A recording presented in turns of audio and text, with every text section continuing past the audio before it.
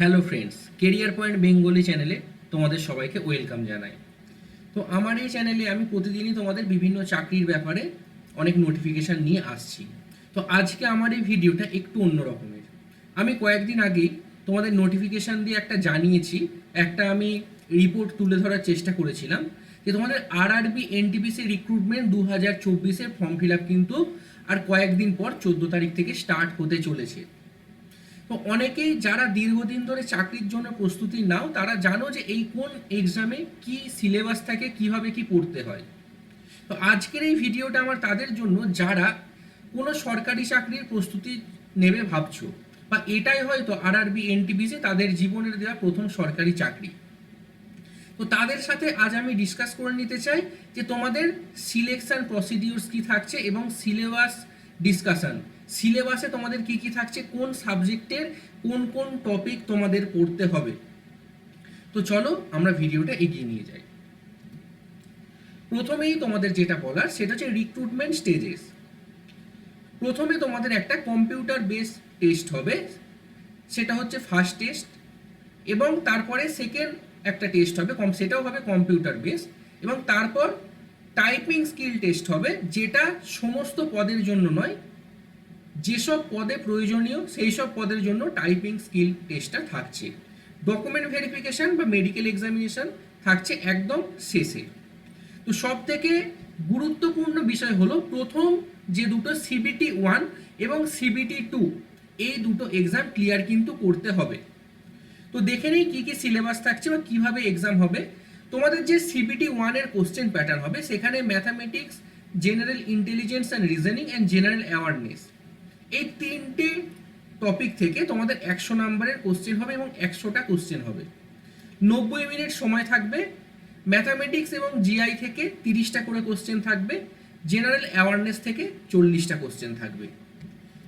CBT-2 এ তোমাদের same subject থাকছে mathematics, GI এবং জিএ, কিন্তু এখানে নাম্বার অফ কোশ্চেন্সটা একটু বাড়ছে, 35টা এবং 50টা, এইভাবে তোমাদের তিনটে ভাগ থেকে কোশ্চেন থাকছে। টোটাল 120 নাম্বারের এক্সাম দিতে হবে।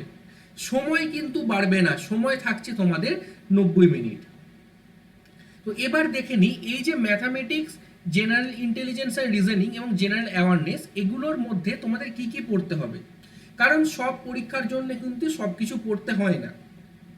যেমন CGL এর জন্য আলাদা, MTS এর জন্য আলাদা SSC, আবার যারা ব্যাংকিংয়ের জন্য পড়ে তাদের কিন্তু অনেক ডেপথে গিয়ে রিজনিং বা অ্যাপটিটিউড করতে হয় এবং তাদের সেখানে ইংলিশ থাকে। তো এই ব্যাপারটা কিন্তু এখানে একটু আলাদা।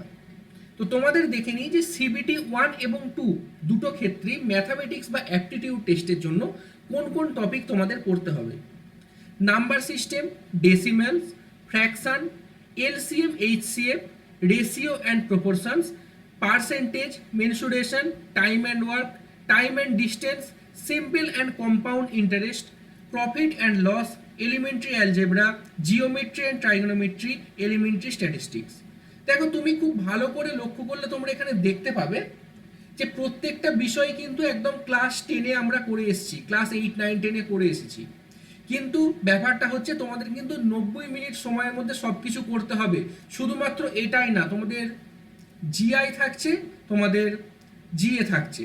তো কিভাবে পড়বে সেইটা তো আমার থেকে যারা অনেক দিন প্রিপারেশন নিচ্ছ তারা অবশ্যই জানো। তো আমি আমার মতো করে একটা সাজেশন বলবো, তার জন্য ভিডিওটা শেষ অবধি দেখতে থাকো। General intelligence and reasoning CBT-1 এবং 2 এর জন্য তোমাদের পড়তে হচ্ছে অ্যানালজিস, completion of number and alphabetical series, coding and decoding, mathematical operations, similarities and differences, relationships, analytical reasoning, syllogism, jumbling, Venn diagram, puzzle, data sufficiency, statement conclusion, statement course of action, decision making, maps, interpretation of graphs. Next একটা অনেক বড় যে জায়গাটা রয়েছে general awareness, CBT-1 এবং 2 এর জন্য। General অ্যাওয়ারনেসের সিলেবাসটা কিন্তু যথেষ্ট বড়, এর জন্য প্রচুর পড়তে হবে তোমাদের। সেটা হচ্ছে current events of national and international importance, games and sports, art and culture of India, Indian literature, monuments and places of India, general science, and life science. General সায়েন্সের মধ্যে তোমার আপ টু ক্লাস 10 অবধি CBSE syllabus অনুযায়ী তোমাদের physics এবং chemistry পড়তে হবে এবং লাইফ সায়েন্সটা পড়তে হবে। History of India and freedom struggle, physical, social and economic geography of India and world, Indian polity and governance, constitution and political system, general scientific and technological developments including space and nuclear programme of India. এছাড়াও থাকছে UN and other important world organisations, environmental issues concerns India and world at large, basics of computers and computer applications, common abbreviation, transport system of India, India economy, famous personalities of India and world, flagship government program, flora and fauna of India, important government and public sector organization in India, current GK। তো current GK যেটা হচ্ছে সেটা যে প্রতিদিন কি ঘটছে আমাদের জন্য সেগুলো, তাছাড়াও এই স্ট্যাটিক জিকে গুলো কিন্তু তোমাদের পড়তে হবে। ম্যাক্সিমাম মার্কসটা কিন্তু এই স্ট্যাটিক জিকে থেকেই থাকবে। তো কোথা থেকে কত নাম্বার মার্কস থাকবে সেটা আমি বলে দিয়েছি। তো এই কম্পিটিটিভ পড়ার জন্য অনেকে নানা ইনস্টিটিউশনে অনলাইনে অফলাইনে পড়ে থাকো, তাদেরকে তো আমার নতুন করে কিছু বলার নেই। তারা অবশ্যই একটা নির্দিষ্ট গাইড পাও যেখানে যে পড়ে থাকো না কেন। অনেকে সেলফ স্টাডি করো, তাদেরকেও কিছু বলার নেই, তারা দীর্ঘদিন ধরে পড়ে আসছো।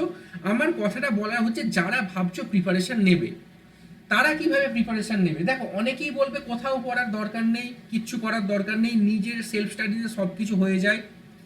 সেটা কিন্তু হয় না।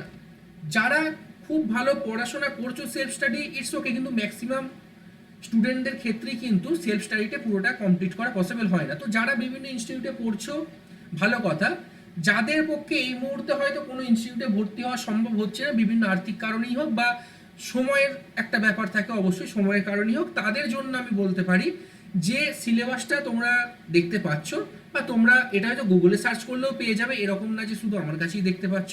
এই সিলেবাসটা অনুযায়ী প্রত্যেকটা টপিক ধরে ধরে তোমরা ইউটিউবে অনেক ফ্রি লেকচার্স আছে সেখান থেকে পড়তে পারো। তোমাদের যেটুকু আমার বলার সেটা হচ্ছে ম্যাথামেটিক্স অ্যান্ড জিআই রিজনিং এর ক্ষেত্রে আর.এস. আগরওয়ালের খুব ভালো বই আছে, সেই বইটা তোমরা পড়তে পারো প্রত্যেকটা টপিক ধরে ধরে। কিন্তু তোমাদের কিন্তু প্রচুর পরিশ্রম করতে হবে এবং ইউটিউব ধরে পড়তে পারো, ওকে। আর বিভিন্ন বই অবশ্যই তোমাদের পড়তে হবে, বা যদি সম্ভব হয় তোমরা যদি কোনো স্টাডি সেন্টারে পড়ো বা কোচিং নাও সেটা তো খুবই ভালো। আর সব থেকে বড় কথা, প্রচুর কিন্তু টেস্ট সিরিজ তোমাদের দিতে হবে। টেস্ট সিরিজ না দিলে নিজেকে জাজ করা কিন্তু খুব একটা সম্ভব হবে না। তো যাদের আমার এই ভিডিওগুলো ভালো লাগে তারা অবশ্যই আমার এই ভিডিওটা লাইক করে দিও। তো এই রকম টাইপের ভিডিও যে তোমাদের এক্সাম স্ট্র্যাটেজি, সেই ভিডিও কিন্তু আমার চ্যানেলেই প্রথম। যদি এরকম ভিডিও তোমাদের ভালো লেগে থাকে তাহলে অবশ্যই কমেন্ট করে জানিও কেমন লাগলো, আর তোমরা আমার কাছ থেকে আর কী ধরনের ভিডিও চাইছো এই এক্সাম রিলেটেড সেটা অবশ্যই জানিও। আমি কিন্তু চেষ্টা করব তোমাদের জন্য নতুন ভিডিও নিয়ে আসার। তো আপাতত এই ভিডিওটা এখানেই শেষ করছি, আবার দেখা হবে নতুন কোনো ভিডিওতে নতুন কিছু ইনফরমেশন নিয়ে।